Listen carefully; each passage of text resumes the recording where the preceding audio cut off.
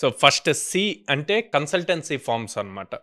So ఈ consultancy forms అన్నప్పుడు top most MNCs అన్నీ వస్తాయండి.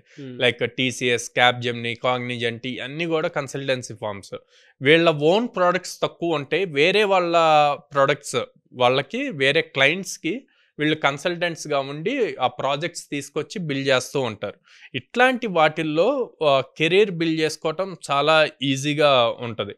కాకపోతే ఎంటర్ అవ్వటమే ఫస్ట్ ఇంపార్టెంట్. ఆ ఎంటర్ అయ్యేటప్పుడు ఎలాంటి స్కిల్స్ ఉండాలి అన్నది కూడా ఇంపార్టెంట్. ఆ కంపెనీ స్పెసిఫిక్గా ఈ consultancy companies A type of projects మీద ఎక్కువగా వర్క్ చేస్తున్నాయి అన్నది మనం గూగుల్ నుంచి అట్లాగే ఇన్ఫర్మేషన్ తీసుకోవచ్చు.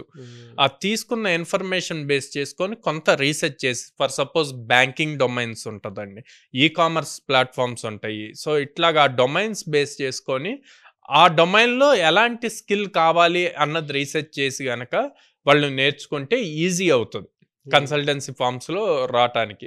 సో అక్కడ ప్యాకేజెస్ వచ్చేసి యావరేజ్గా 4 LPA టు 7 LPA మధ్యలో కెరీర్స్ స్టార్ట్ అవుతాయండి.